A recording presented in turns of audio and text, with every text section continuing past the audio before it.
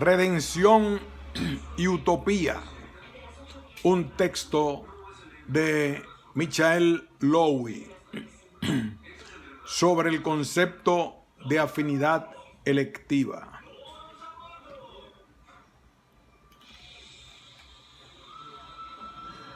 Un siglo después de Augusto Comte, la sociología continúa tomando prestada su terminología conceptual de la física o la biología.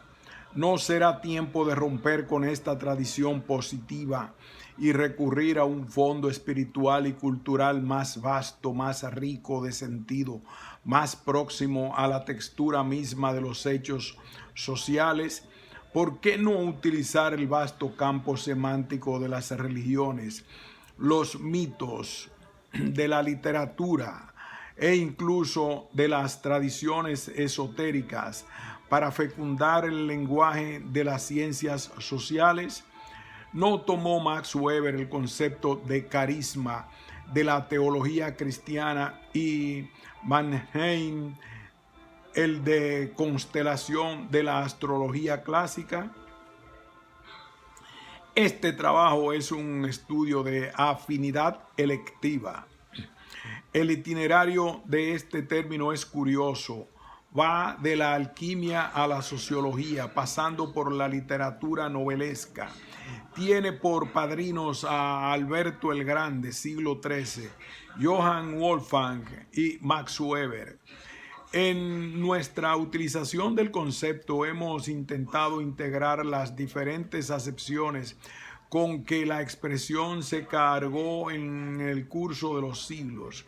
Designamos por afinidad electiva un tipo de particular de relación dialéctica que se establece entre dos configuraciones sociales o culturales, que no es reducible a la determinación causal directa o a la influencia en sentido tradicional.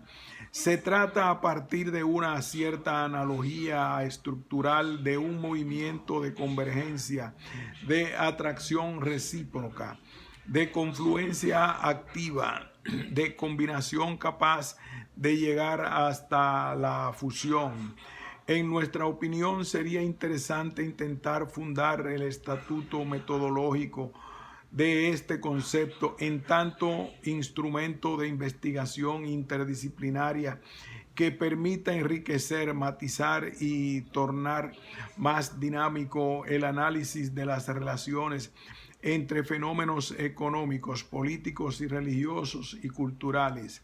Comencemos, pues, por reconstruir brevemente el itinerario del término para poder captar toda la riqueza de significaciones que ha acumulado durante su curioso periplo espiritual.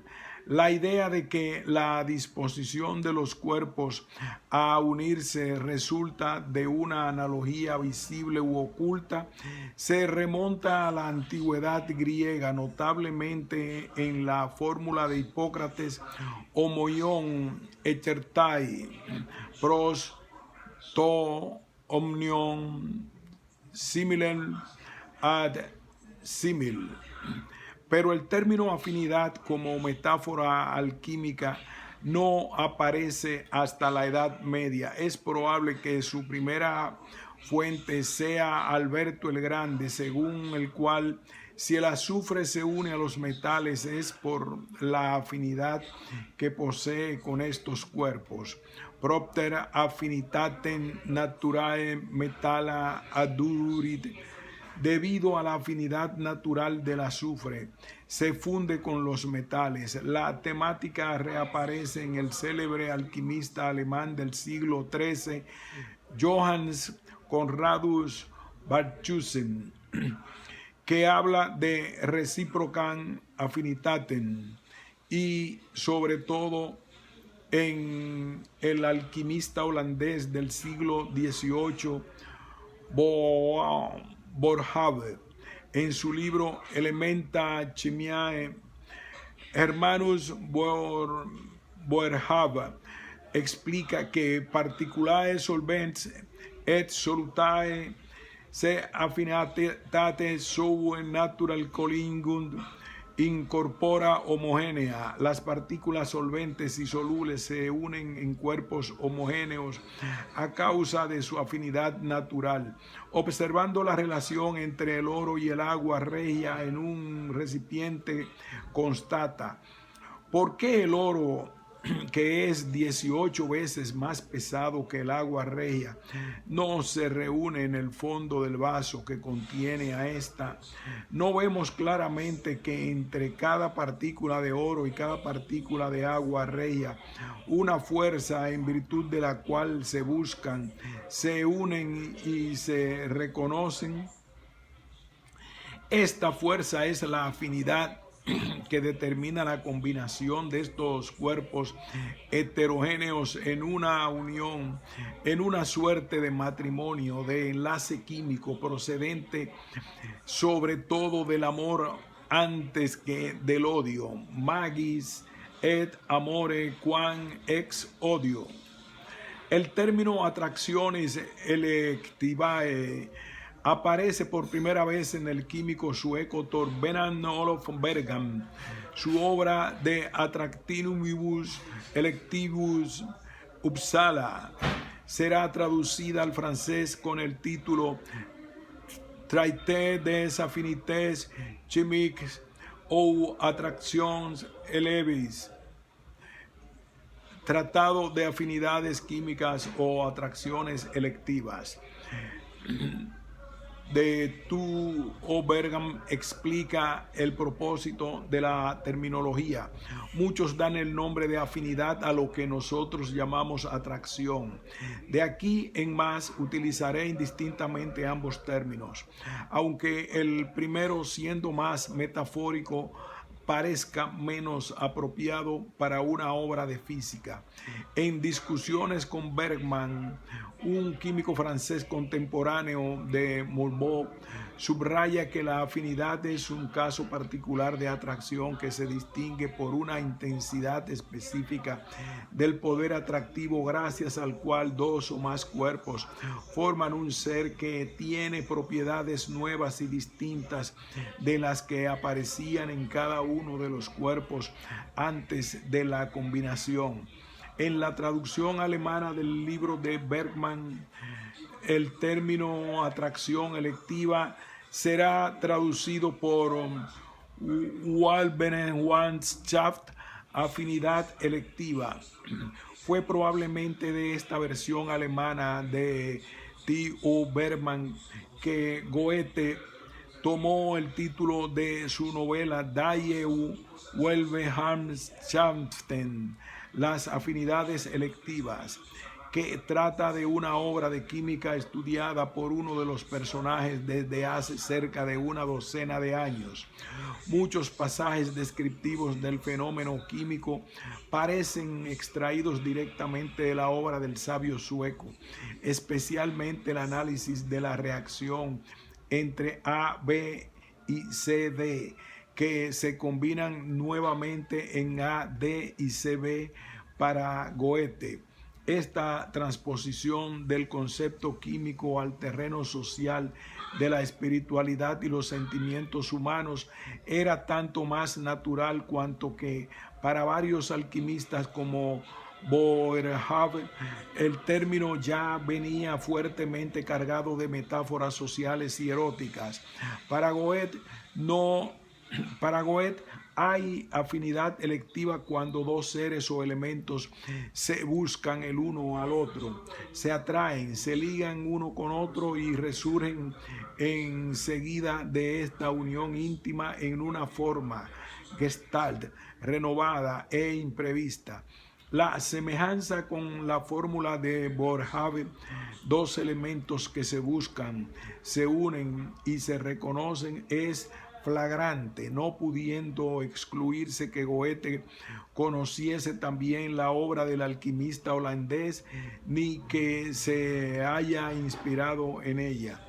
Con la novela de Goethe, el término ganó derecho de ciudadanía en la cultura alemana como designación de un tipo particular de vínculo entre las almas. Es pues en Alemania que sufrirá su tercera metamorfosis, la transmutación por obra de ese gran alquimista de la ciencia social que se llamó Max Weber en concepto sociológico. De la antigua concepción conservará las connotaciones de la elección recíproca, atracción y combinación, pero la dimensión de la novedad parece desaparecer. El concepto de Wahlverwandtschaft, así como otro de significación próxima, sin afinidades de sentido, aparece en tres contextos precisos en los escritos de Weber. Primero, para caracterizar una modalidad específica de relación entre diferentes formas religiosas, por ejemplo, entre la profecía de misión, en la cual los elegidos se sienten un instrumento de Dios, y la concepción de un Dios personal extramundano, colérico y poderoso. Existe eine Tief Wahlverwandtschaft. Luego, para definir el lazo entre intereses de clase y visiones del mundo, las Weltanschauungen tienen, según Weber, una autonomía propia, pero la adhesión de un individuo a tal o cual visión del mundo depende en gran medida de su Wahlverwandtschaft con sus intereses de clase. Finalmente, y esta es la figura más importante, para analizar la relación entre doctrinas religiosas y formas de ethos económico, el locus classicus de esta utilización de concepto es el siguiente: pasaje de la ética protestante y el espíritu del capitalismo. Dada la variedad de recíprocas influencias entre los fundamentos materiales, las formas de organización político-social y el contenido espiritual de las distintas épocas de la Reforma, la investigación ha de concretarse a establecer si han existido y en qué puntos afinidades electivas, Wahlverwandtschaft, entre ciertas modalidades de la fe religiosa y la ética profesional. Con esto queda aclarado al mismo tiempo y en todo cuanto fuera posible el modo y dirección en la que el movimiento religioso actuaba en virtud de estas afinidades electivas sobre el desenvolvimiento de la civilización material. Observemos que la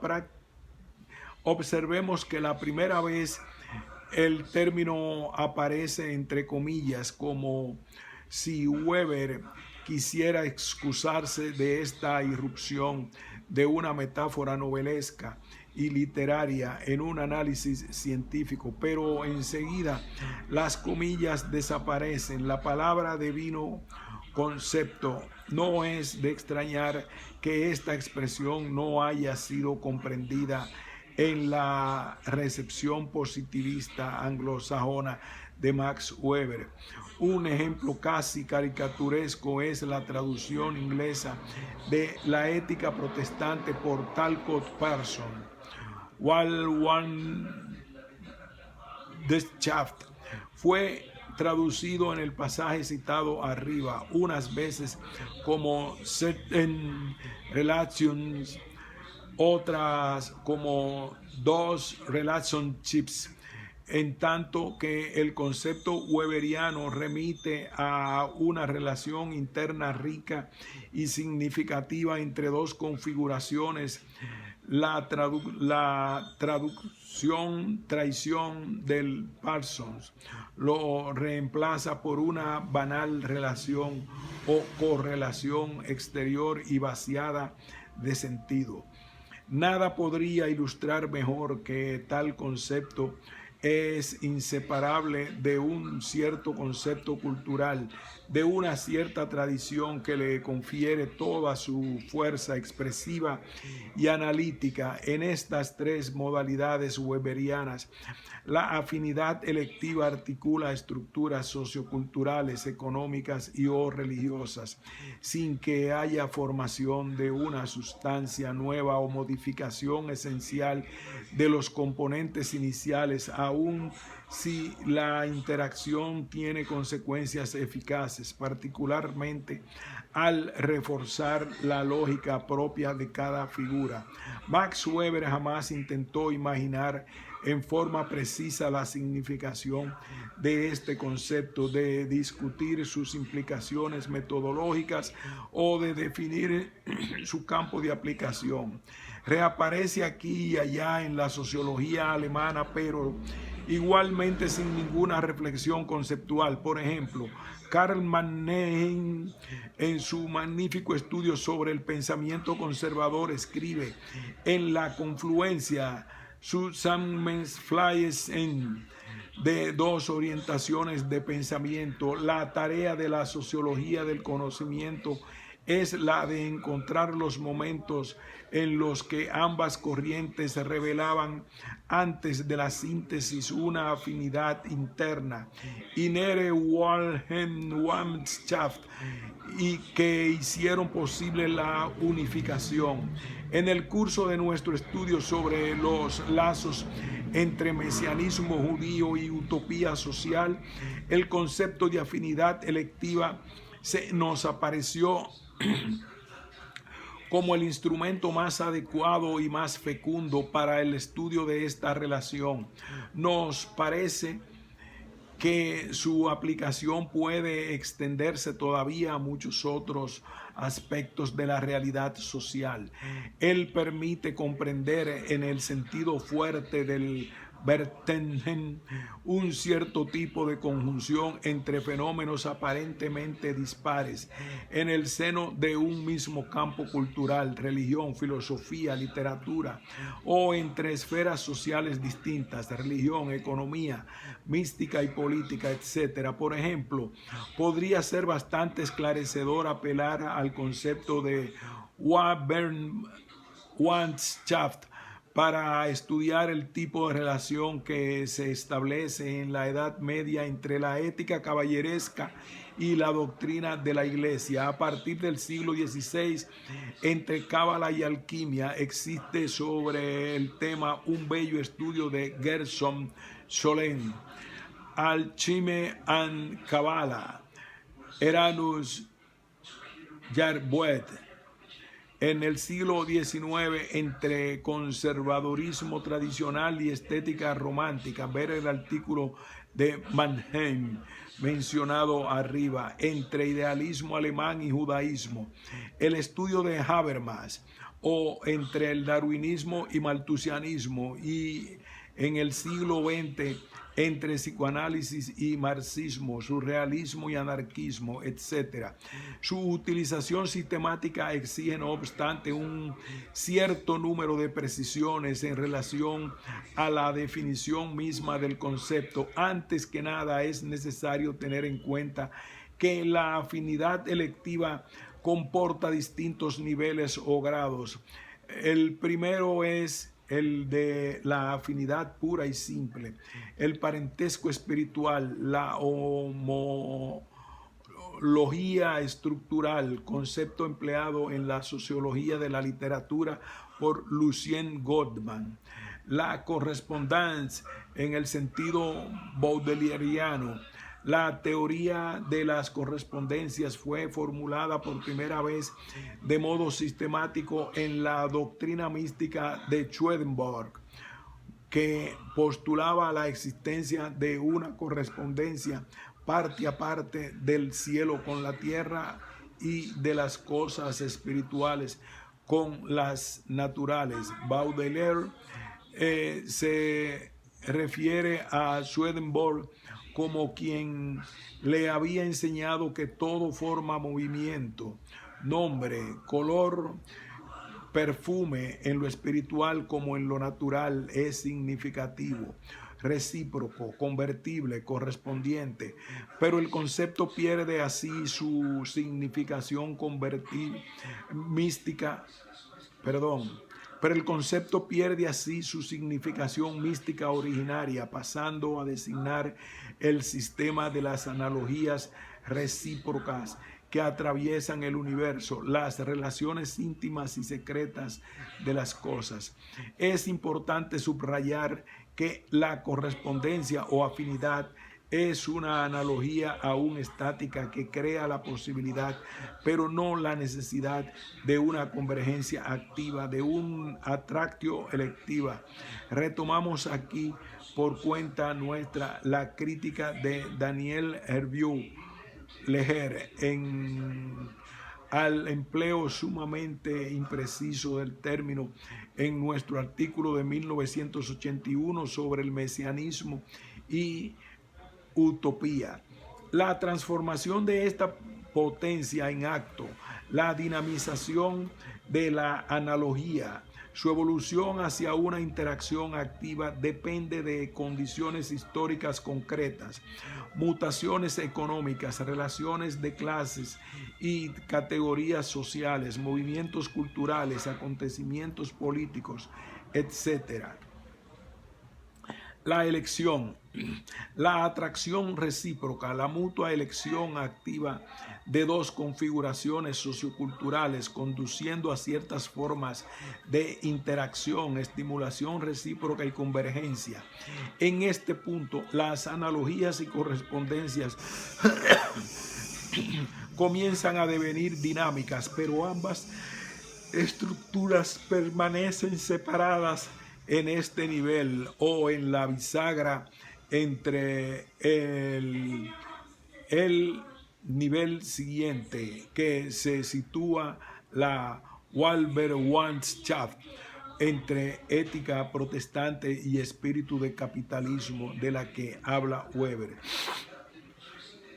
La articulación, combinación o alianza entre los partenaires pueden resultar de las diferentes modalidades de unión de lo que puede llamarse simbiosis cultural, donde las dos figuras permanecen distintas pero están orgánicamente asociadas. B, la fusión parcial, y C, la fusión total, el enlace químico de Boerhaave.